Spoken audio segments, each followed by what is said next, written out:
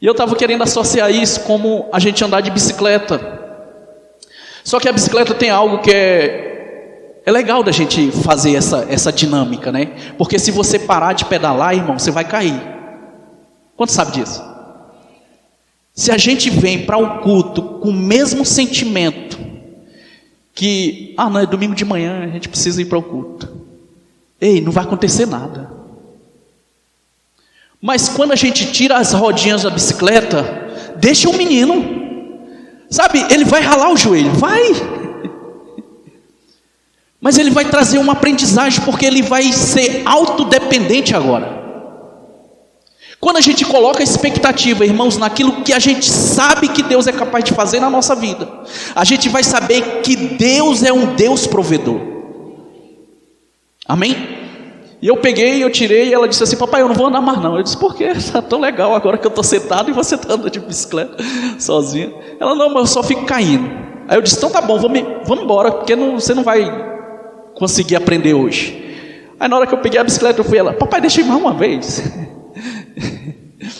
Aí ela pegou a bicicleta e foi, deu 2 pedaladas, deu 3. Irmão, daqui a pouco ela estava dando volta na quadra, sem as rodinhas. Aí ela: papai, fala o seguinte, filma, eu quero mandar para minha mãe que eu aprendi a andar de bicicleta. Ei, irmão, é tempo da gente sair da mesmice. É tempo, irmãos. Sabe, a nossa igreja está crescendo, a nossa igreja está avançando, e eu quero ver você na linha de chegada. Amém? Sabe, todas as vezes que eu penso nisso, existe um Deus provedor que nos assiste. Mas não vai ser com a minha mesmice, mas quando eu coloco uma energia pessoal naquilo que Deus é, nós vamos ver um resultado. Amém? Sair disso. Eu vou me arrumar, vou para o domingo de manhã, graças a Deus. Sabe, mas existe uma história que o pessoal foi para o Nordeste. Acho que você já ouviu isso nos TikToks da vida aí. Aí eles levaram uma criancinha e foram orar. Para quê? Para ter chuva. Para chover, que não estava chovendo. Disse: a gente vai fazer uma oração forte. A oração forte que a gente fala é baseada na palavra. Amém? E a criancinha foi nessa excursão lá para o Nordeste. Quando chegou lá, todo mundo saiu e a mãe dela: vamos, filha. Ela pegou o guarda-chuva e levou. Minha filha, mas que se solta desse jeito, você vai levar para quê? Está tudo seco. Ela disse: mãe, se a gente vai orar para chover, eu já vou preparada. Então, se a gente tem essa expectativa, meu irmão, que domingo de manhã é um culto onde vai mudar a nossa história, e a gente precisa vir preparado, meu irmão. Coloca a tua melhor roupa, porque mesmo que você não vai viver na eternidade com essa roupa que você está, pode ser o culto onde Deus vai vir buscar a sua igreja. Você está com essa expectativa? Então existe um Deus provedor nos assistindo. Não importa o que você fez, Deus vai prover para nossas vidas. Irmão, eu sei de onde a gente saiu para aquilo que a gente está agora. E já existem uns quilômetros rodados aí para aquilo que Deus fez, porque nós resolvemos, irmão. E outra coisa, sem a gente abrir a nossa boca, a gente não vai ver aquilo que Deus é capaz de fazer na nossa vida. É necessário a gente nos colocar nessa disposição para crer à altura daquilo que a gente imagina que Deus é capaz de fazer. E a Bíblia diz que palavras, pensamentos, isso é muito bom, mas só que Deus, ele é capaz de fazer muito mais além. Você está preparado para isso? Ei, irmão, você vai ver milagres. Você é um agente de milagres. Sabe, eu gosto de que um escritor, às vezes a gente lê alguma coisa dele, mas eu vou falar nesse contexto de igreja, já que a gente está empenhado aí, pessoas se levantando para fazer evangelismo, casas, te prepara, socorro, vai ter casas que você vai dizer: quem é o ministro que está pronto? Porque todos já preencheram as suas escalas. Aí o pastor vai ter que levantar um que não está na escala de ministro, para poder suprir a necessidade das casas que vão se levantar para o GC. Ei, irmão, a gente está falando de um Deus provedor. Amém? Se a gente está falando de um Deus provedor, não vai faltar casas para TGC itinerante. Amém? Olha só, isso é para nós. Amém? A igreja é o céu se movendo na terra. Você não está apenas vivendo, você é o oxigênio celestial se movendo na terra. Ei, irmão, você não está por acaso aqui. Você é o sinalizador de que uma pessoa precisa de um milagre e ele vai ao teu encontro. Amém? Então existe algo para ser feito através da minha vida e através da sua vida. Mas quando a gente coloca essa expectativa na mesmice, a gente, não vai acontecer. Não vai acontecer nada. Ei, irmão, estou te falando de algo que eu já vivi. Sabe, eu saí de São Luís em 2005 para vir para Brasília. Não sabia quem era Deus, se Jesus era Deus, se Deus era Jesus, quem era, como é que existiam essas coisas. Mas no momento que eu coloquei a minha expectativa em Deus, a minha vida nunca mais foi a mesma. Você sabe o que é interessante? Você precisa se associar com pessoas. Você precisa estar perto de pessoas. Isso vai, irmão, fazer a nossa fé crescer. Isso vai nos levantar. Isso vai nos mostrar que as tuas fraquezas, enquanto você está olhando para si como fraqueza, tem pessoas dizendo: ei, rapaz, levanta daí, você pode, rapaz, sai desse lugar que você está, começa a pedalar sem as rodinhas. Isso é interessante. Uma outra coisa, pega isso para você. Quando nós cremos em um Deus da provisão, a sua palavra, pega isso, a sua palavra tem o mesmo poder de pagar as contas, assim como o dinheiro que está na sua carteira. Amém? Você crê nisso?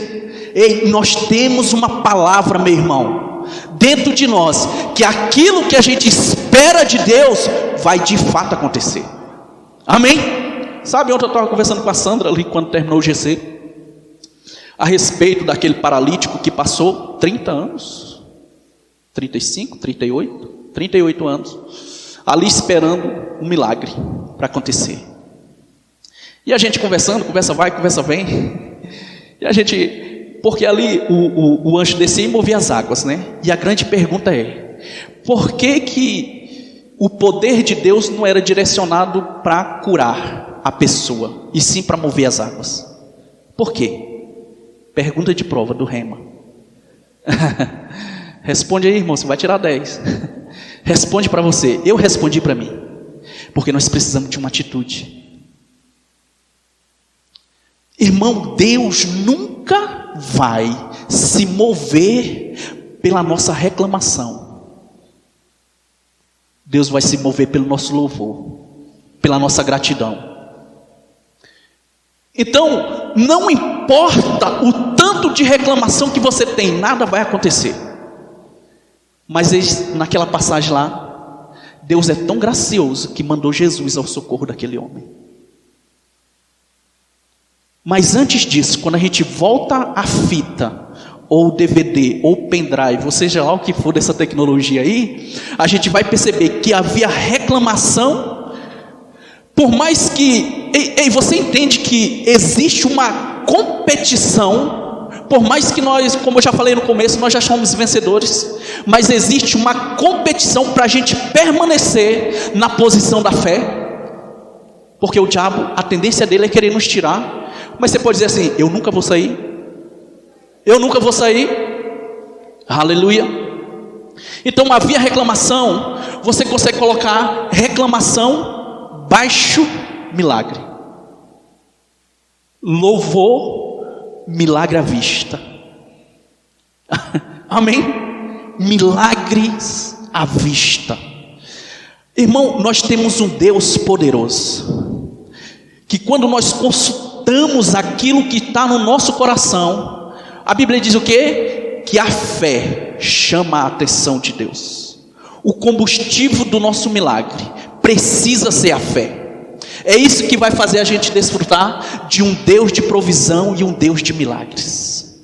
a nossa vida de fé, como nós estamos conectados com aquilo que Deus é para nossas vidas. E não importa o que aconteceu, ou que o mundo está dizendo que vai acontecer, a nossa expectativa não está aqui, a nossa expectativa está nos céus. Nós somos agentes celestiais.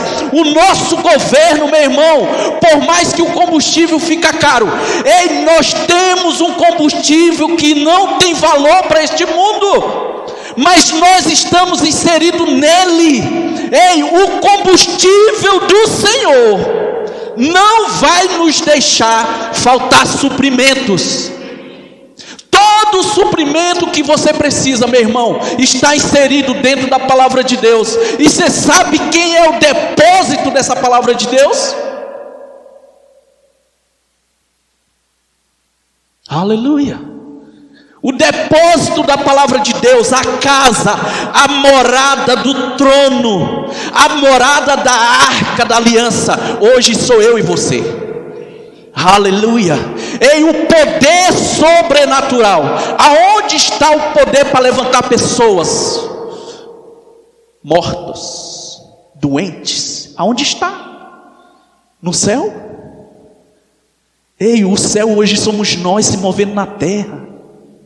Então um milagre celestial hoje habita dentro de você. A capacidade para você bater suas metas, não está nas pessoas, está dentro de nós. A expectativa para a gente comprar o nosso prédio não está na mão dos empresários lá fora, está dentro de nós, nessa igreja, sentado nessas cadeiras.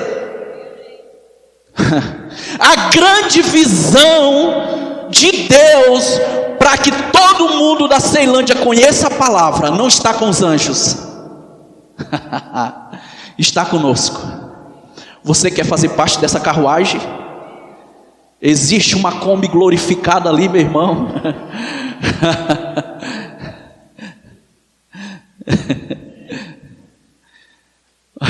Onde todo o poder emana de lá. E é interessante essa questão do evangelismo, porque a gente segurando um cartaz, as pessoas, elas buzinavam, elas davam tchau, sinalizando, eu estou junto, de alguma forma fazendo isso. Irmão, mas existe mais para ser feito através da minha vida e da sua vida, porque aquilo que Deus estabeleceu como provisão, como diz Efésios 1:3, que Ele já nos abençoou com toda sorte de bênção, a responsabilidade não está mais lá, a responsabilidade está aqui. Não é muito mais fácil a gente andar nessa provisão, sabendo que nós já somos prósperos, sabendo que nós já somos curados? Não, está lá no céu. Não, meu irmão, está aí, está dentro de você. Mas agora a gente precisa tirar essa venda de que, mas não consegui vender nada hoje. Não é essa a nossa expectativa. A expectativa é, ainda que eu não vendi, eu sou. Ainda que eu não esteja vendo com meus olhos natural, eu já tenho. Ainda que esse sintoma de doença chegou no meu corpo, eu não sou doente, eu sou curado. A expectativa, meu irmão, ela é uma responsabilidade minha e sua. Nós podemos falar a respeito da palavra, nós podemos orar com você, mas a posição para se manter com essa provisão de Deus, que talvez você não está vendo com seus olhos naturais, mas para Deus já é uma realidade.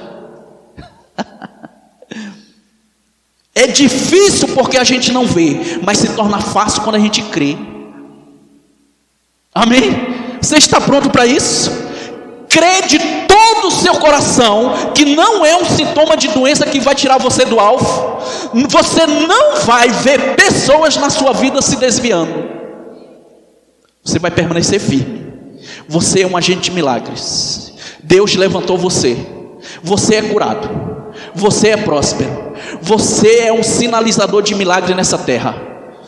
Você é um cooperador de Deus nessa terra. Deus levantou você para pregar a palavra. Amém? Irmão, não tenha medo disso não. Tudo vai bem. Amém? Glória a Deus.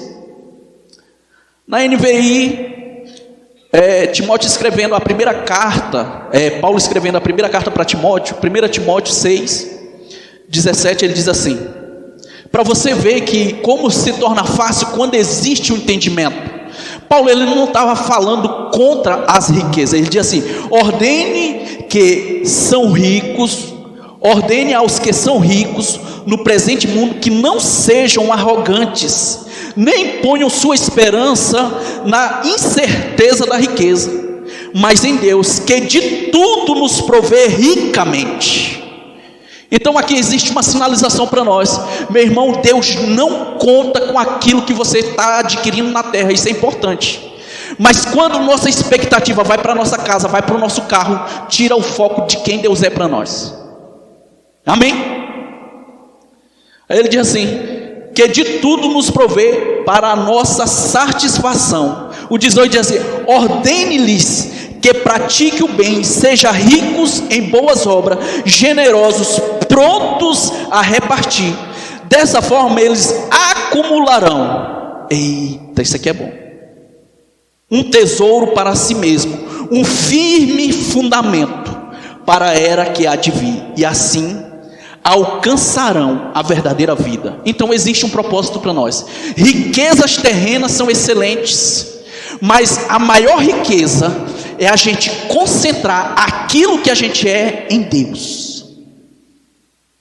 Prosperidade está nele eternamente, cura está nele eternamente, e quando nós nos colocamos para lá, não é a falta que vai nos parar, mas quem nós somos em Deus. Não é o sintoma. Ei, irmão, esse negócio de sintoma é interessante. Eu não sei porque carga d'água, aquele caroço resolveu aparecer no meu peito. Eu estava bonzinho. Alguns meses atrás, eu já contei isso aqui, mas é interessante isso. Porque é necessário a gente ter uma posição na palavra de Deus. Você sabe que a partir de agora você é responsável pelaquilo que vem de encontro, que é contra a palavra de Deus na sua vida. Amém? E eu estava lá, a gente orava, pessoas eram curadas. E de repente apareceu esse bendito caroço no meu peito. Uma dor, não conseguia passar marcha. Porque parece que pegou todos os meus ligamentos e aquele negócio se concentrou aqui. Meu braço queria travar, não podia, não conseguia trabalhar, não conseguia fazer nada. Irmão, existe uma responsabilidade com a palavra que você está ouvindo. Ou você crê que Deus é provedor na sua vida, ou a gente vai ficar com aquilo que está no nosso bolso. Amém? E eu, nessa dinâmica de rapaz, mas eu estou ouvindo a palavra, estou na igreja, o que está acontecendo? Por que esse maldito, eu acho que ele errou de endereço. E aquele negócio começou a formar algo grandioso, e aquela tensão diabólica, agora tu se deu mal. E aquela pressão, porque o diabo, irmão, ele vai fazer uma pressão tão grande na tua vida, quando aparece algo contrário àquilo que você está ouvindo e àquilo que você está confessando, somente para tirar o propósito de quem Deus é na tua vida. E eu disse, rapaz, eu não fui médico. Ei, nós não somos contra os médicos, amém? Se você estiver sentindo algo, você precisa consultar um médico, vá. E aquele negócio se levantando terrivelmente, eu não liguei para ninguém para orar por mim. Não liguei, eu disse assim, eu quero ter a minha própria experiência. Falei para a Josiane, eu disse, respeita a minha fé, eu não vou no médico. Ela pegou meu braço e disse, vamos no médico agora. Eu disse, não, pode deixar, que eu tomo de conta aqui. Irmão, eu lembro que eu ia para o trabalho de ônibus, pastor, eu pegava assim, parece coisa de doido, eu botava a mão aqui, dizia assim, ei, tu tem um ouvido, viu? Tu não é daqui não, sai fora daqui, teus dias estão contados. E ria, era naquele tempo que a gente ainda estava usando máscara ainda, então ninguém, e eu ficava rindo ali dentro da máscara. Ei, tu não é daqui, uma dor. Nunca tinha aparecido isso em mim. Mas você sabe o que é que eu descobri? Eu sou um exterminador de caroço.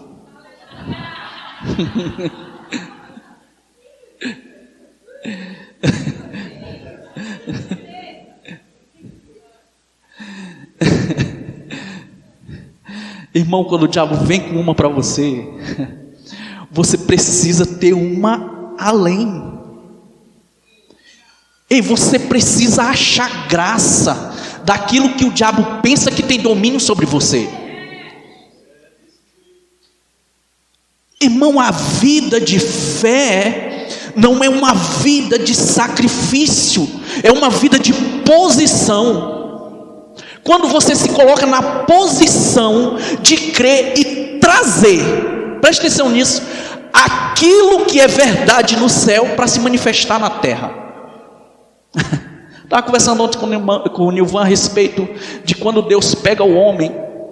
Ele pega o homem do pó da terra. A Bíblia fala isso, e essa palavra pó é iafá no original, que tem um significado, é entulho. Eu disse, por que Deus não pegou o ouro, a prata, para fazer o homem, foi pegar algo que... Irmão, a única resposta que eu tenho para você é que não importa de qual matéria você é, não importa de qual material você é, Deus conta com você. Amém. E Ele vai fazer, meu irmão. Ei, você que está vindo aqui, quem está vindo pela primeira vez na igreja? Vocês dois e a criancinha. Não importa o que aconteceu, meu irmão, tenha certeza que Deus vai fazer na tua vida tudo aquilo que Ele tem planejado lá no céu, para nós também. Ei, é uma vida comprometida com Deus, uma vida envolvida com Deus. E não é algo passageiro não, meu irmão. Se eu não me colocasse nessa posição de me colocar aquela mão no meu corpo, porque a Bíblia diz, você vai colocar a mão sobre os enfermos e ele vai ser curado. Você precisa provar do resultado dessa palavra que você está ouvindo e daquilo que é bíblico. Eu disse, eu estou enfermo, vou colocar. Eu preciso. Ei, não é apenas falar, é a gente viver aquilo que Deus diz que nós somos capazes de viver. Aleluia. Existe uma realidade, meu irmão. Existe uma realidade além de contas e boletos para pagar. Existe uma realidade que não importa quanto você tem na tua carteira, você é suprido e Deus vai usar você para abençoar outros. Aleluia.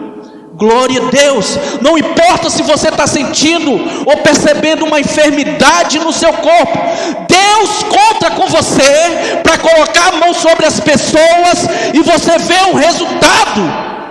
Aleluia. Glória a Deus.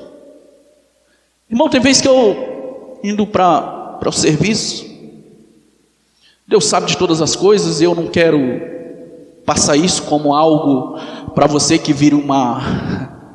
Eu começo a dizer, pai, vai de encontro o José que está lá no hospital da Ceilândia, cura ele. Pai, o Raimundo da Silva está lá no hospital de Taguatinga, no leito, ele vai ser curado. E eu começo a formar nomes aleatórios, e eu começo a chamar isso para mim. E você sabe o que é uma realidade para nós? Precisa ser. É que a doença precisa respeitar aquilo que você tem na mão. Doença, venha cá. Você não pertence mais a esse corpo. Ah, irmão, a Sandra falando do que aconteceu quinta-feira. Ela não sabe disso, mas ela vai ficar sabendo agora. Irmão, me subiu uma indignação tão grande, uma revolta. Eu disse, Senhor, como é possível a gente ser afrontado no nosso território? E eu fechei os punhos. Eu disse, socorro, dá um suporte lá. E eu fechei os punhos, eu disse, Satanás, não ousa, sem ser convidado na minha casa, me afrontar. Irmãos, se nós não nos colocarmos nessa posição para provocar aquilo que Deus quer fazer nessa terra, a gente vai ser convencido de que o diabo está vencendo. Mas quando tem uma pessoa que se levanta,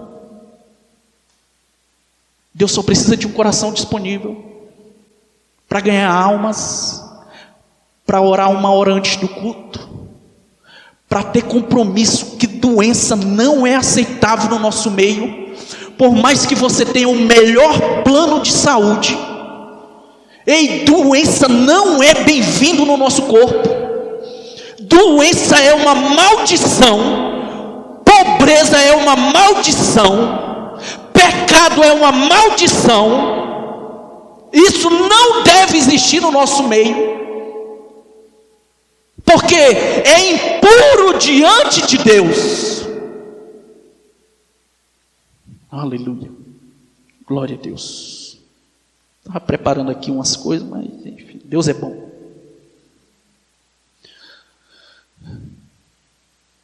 Quando você olha para aquele povo, né, Deus sinaliza para Moisés que ele vai tirar aquele povo do deserto, do cativeiro egípcio.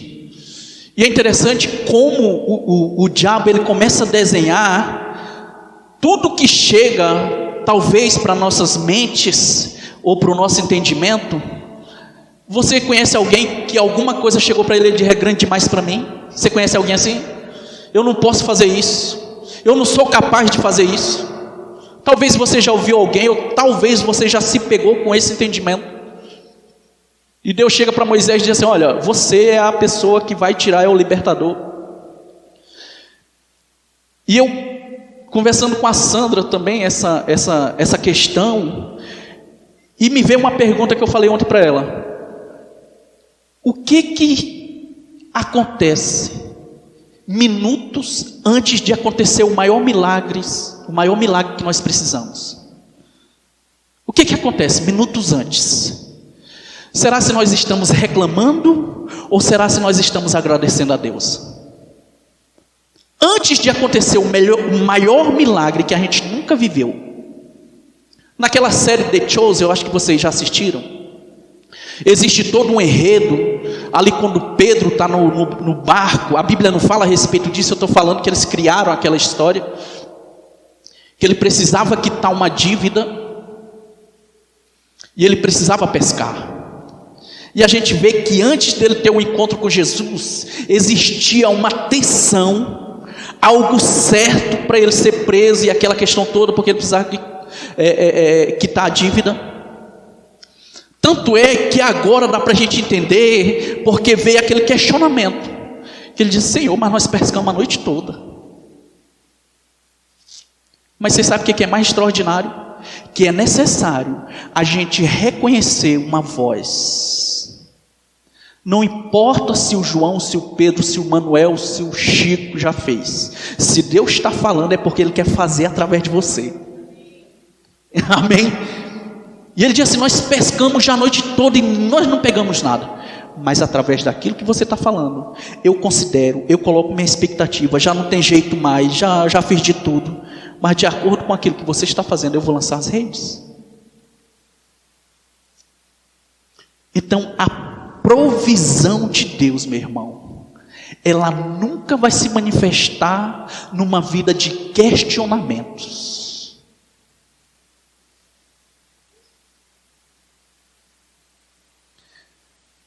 Mas quando a gente tira aquela responsabilidade, eu sei fazer isso aí, eu já fiz 10 vezes, não deu certo. Ei, irmão, mas perceba que agora é Deus falando. Ele criou todas as coisas. Ele sabe que a tua capacidade natural não vai ser compatível com aquilo que Ele diz que você é. Mas quando você coloca toda a sua expectativa nele, foi o que aconteceu. Ei, os peixes ouviram a voz de Jesus, obedeceram, porque quem criou o peixe foi Ele. Então venha para essa rede, Venha para esse GC. Ei, eu dou uma voz, venha. Vai acontecer. Não é através daquilo que você está vendo naturalmente, é através daquilo que Deus diz que você é. Não é o pastor, não é o diácono, não é a irmã ungida que está dizendo, é Deus que diz que você é capaz. Amém? É muito mais além, é com Ele, não é com nós. Aleluia. Se Ele diz, tuas dívidas vão ser todas quitadas, vão ser, meu irmão, porque não é através daquilo que você está fazendo de trabalho naturalmente, é através daquilo que Ele é na tua vida. Aleluia. Glória a Deus. Aleluia.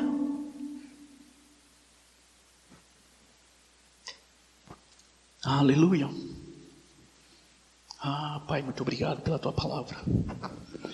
Muito obrigado, Pai, pelo entendimento de quem o Senhor é para nós. Você é um Deus de provisão. Você é um Deus de provisão, um Deus de milagres. Aleluia. Eu tenho uma frase para você, se você quiser anotar, coloca meu nome embaixo. Aleluia. O sacrifício é uma semente de promoção, então não pense que aquilo que você está fazendo para Deus, meu irmão, vai se perder com o tempo. Amém? Tudo que você faz para Deus, existe uma recompensa. O que você está fazendo aqui? Você está plantando uma semente no terreno celestial. Talvez você caiu aqui por acaso.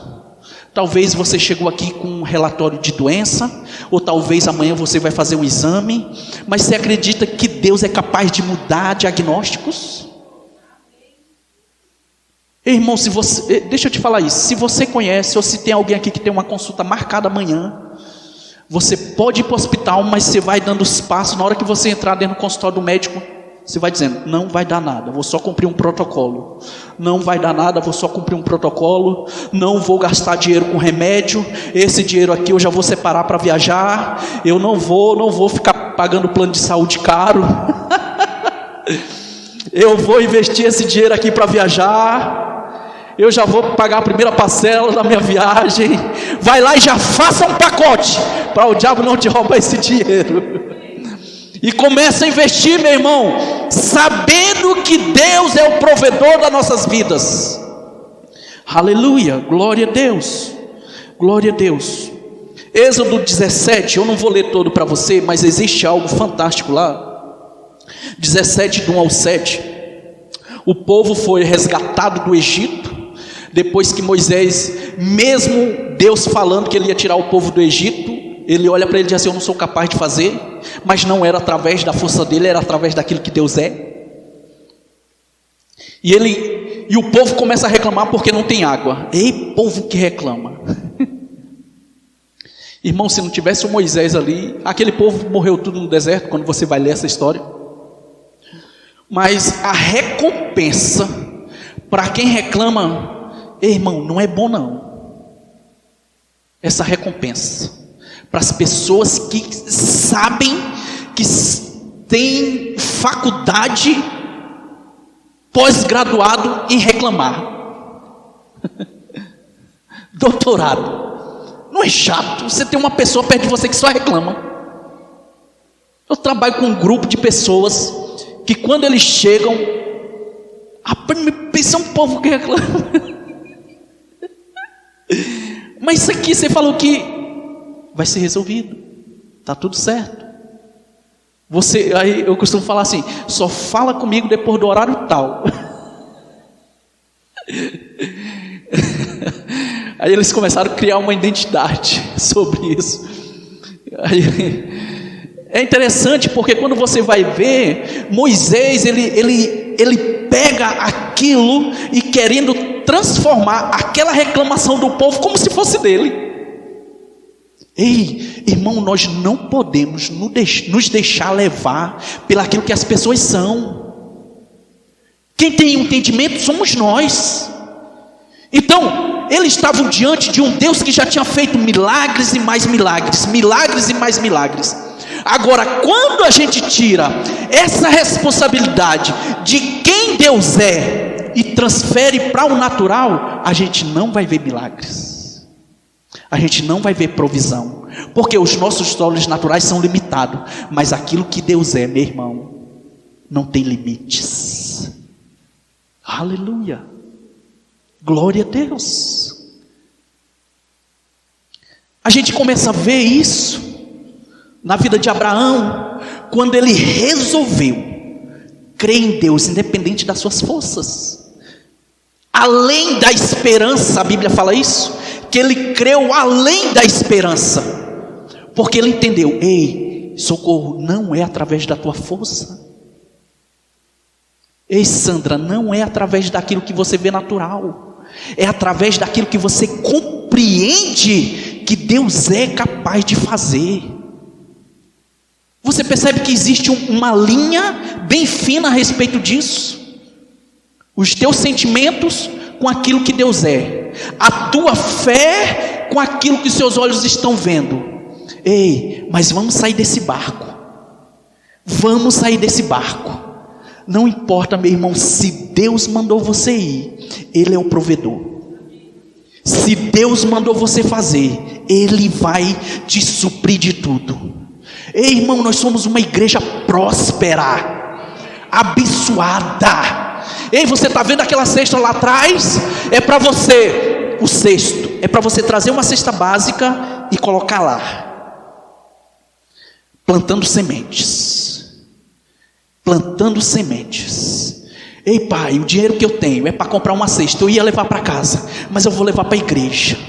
Ei, plantando sementes. Nós precisamos sair da bicicleta e tirar as rodas dela e andar e correr, porque algo Deus vai fazer conosco, meu irmão, para sacudir as nossas estruturas e saber que nós pertencemos a um Deus que faz milagres.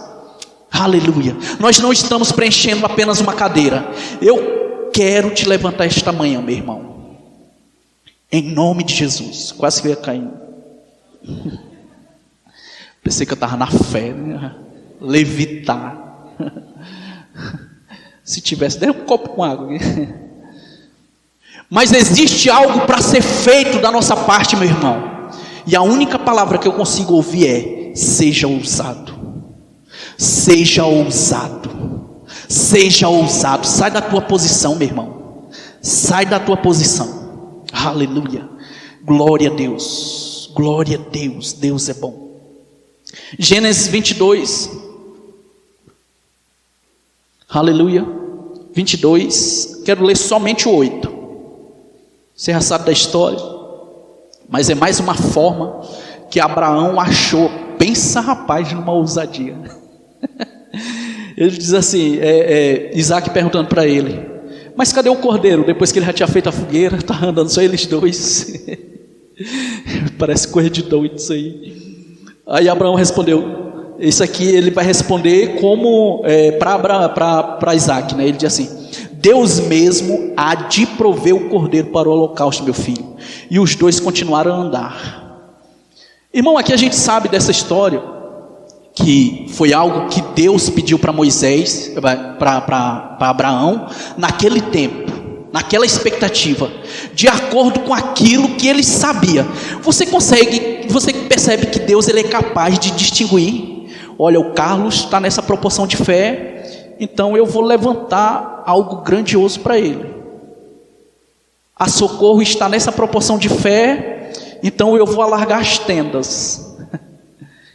Aí Deus vai de acordo com aquilo que o seu entendimento natural é capaz de sustentar. Então Deus começou a perceber isso nele. Diz assim: então sacrifica o seu filho.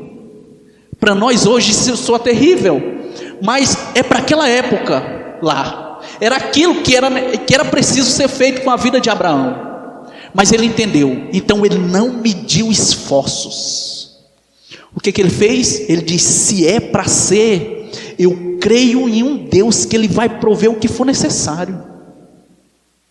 Você consegue ver que Abraão estava crendo em ressurreição dos mortos? Você consegue ver isso? Então ele já sabia, meu irmão. Ele disse: não importa, aquilo que Deus vai fazer, Ele é capaz de reconstruir. Aleluia. Um dia Deus me deu uma palavra e diz assim: se é um fígado que fulano precisa, eu sou capaz de fazer. Se é um coração, eu sou capaz de fazer. Se é um rim, irmão, vai se fazer. Porque o Deus da provisão é o meu Pai.